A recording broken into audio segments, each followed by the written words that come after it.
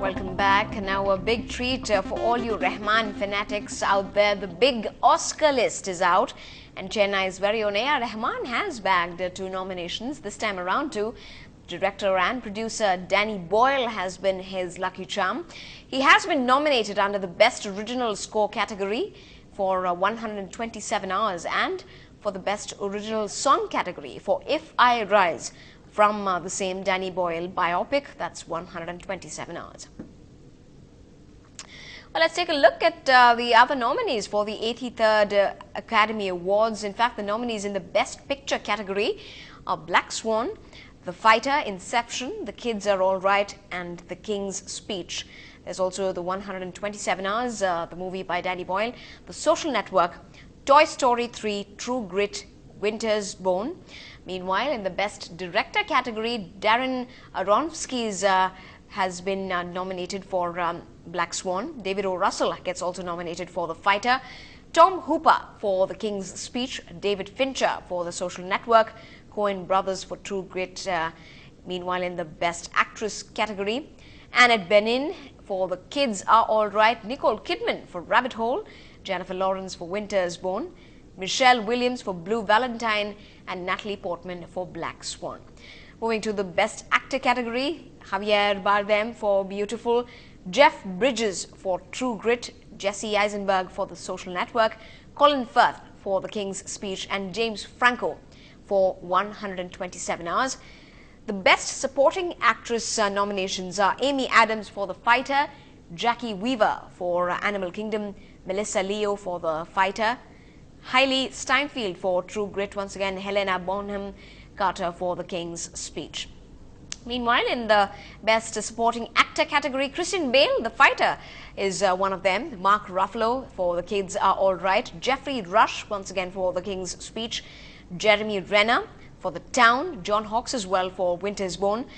Moving to the Best Animated Feature category, it's going to be either How to Train Your Dragon or The Illusionist or just Toy Story 3. Well, 27th of February is when we'll know who is going to be the big winner of each award in each category. Meanwhile, it is a day before the Republic Day and the list of the Padma awardees is out. And what a day it is for Tamil Nadu. SPB will be receiving the Padma Bhushan from the President herself tomorrow. A total of 128 awards, including 1 duo case and 12 in the category of foreigners, have been announced. These comprise 13 Padma Vibhushan, 31 Padma Bhushan and 84 Padma Shri awards. There are 31 ladies among the awardees. Let's take you through some of them.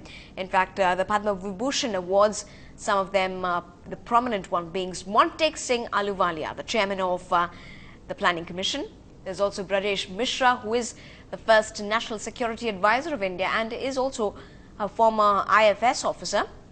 There's also Dr. Kapila Vatsyasan, an internationally acknowledged scholar of Indian dance, along with A.R. Kidwai, the governor of Haryana between the period of 2004 and 2009. L.C. Jain, a renowned Gandhian and economist. Joining them is also Dr. Sitakant Mahapatra, who is a notable Indian poet and literary critic in Oriya as well as English, and Azim Premji, the chairman of Wipro Limited, India's third largest software development countries. Moving to some sports award winners from the Padma Shri category once again. There are many, but before that, let's quickly take a look at some of the entertainment winners as well. There's a singer, Usha Uthup, actually getting that award this year, well, along with actress Kajol, who's acted in memorable Bollywood films like Kuch Kuch Hota Hai and more recently My Name is Khan. There's also Irfan Khan, who's known to be the actor in the character role really from Bollywood again, who's delivered some very interesting performances. There's actress Tabu as well joining that league, the Bollywood star who's also acted in some Tamil films like Kadal Desam, and SPB once again getting that Padma Bhushan. Moving to the sports award winners for this year. Some of them include VVS Lakshman, who is the cricketer from the Indian squad, wrestler Sushil Kumar. There's also shooter Gagan Narang and athlete Krishna Punia, who've made quite a name for themselves in the Commonwealth Games as well as the Asian Games. There's also weightlifter Namera Kapam Devi joining that league. Moving to some big national stories for today. It was a dramatic sight in Jammu and Kashmir today with Sushma Swaraj and Arun Jaitley aboard the BJP Rath moving slowly across a 1 kilometer bridge that stood between them and Jammu.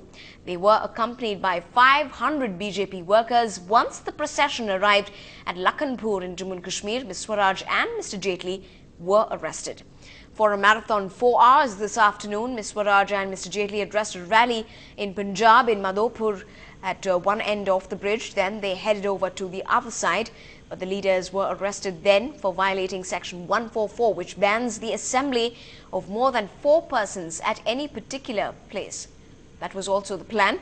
The Jammu and Kashmir government had made it clear that after the river Ravi was crossed, BJP activists would be arrested to prevent them from heading to Srinagar, where the party wanted to end its Ekta Yatra by unfurling the national flag at Lal Chowk. But that sensitive spot in the heart of Srinagar has been declared out of bounds by the government, which wants to minimize tension in the fragile area. But both of those senior leaders really maintaining that they are determined to make sure that happens tomorrow on Republic Day. Now, while the General Secretary of the CPM, Mr. Prakash Karath, was in the city today, he did say that he condemned this yatra and that they should have called this off, and he didn't really agree with what the BJP was doing in Jammu and Kashmir. Given the situation in Jammu and Kashmir today, the program that the BJP has announced in Srinagar will be very harmful. It will not help the situation. Therefore, the BJP should not go ahead with their program tomorrow, that is the 26th. In the big shocker that came in from Maharashtra today, an additional collector at Malegaon in Maharashtra was set on fire and died. The man was burnt alive during raids to uncover illegal hoarding of kerosene. The incident reportedly took place in Nasik district, which is 5 hours from Mumbai. At the moment, the police is saying that the oil mafia is really responsible for the killing and have detained 3 people for burning the officer to death. More details, though, are still awaited. Back to news from the state. The main opposition party's chief, J. Jayalalitha, had a VIP visitor at Poise Garden today. The General Secretary with the CPM, Prakash Karath, was in the city to invite his ally for the big opposition dharna on price rise that's to take place in the capital on the 9th of February. 9 other opposition parties are already joining this move in support, but Jayalalitha has not confirmed her participation just yet. In Delhi, we are going to have mass dharna on the 9th of February, and I have requested her to participate in that program in Delhi. All the 9 parties, when we met, we felt it would be good if she could come and participate in this protest. Well, still ahead on the bulletin, the medical tourist to India can add 1 more to his list. Find out what that's all about up on the other side.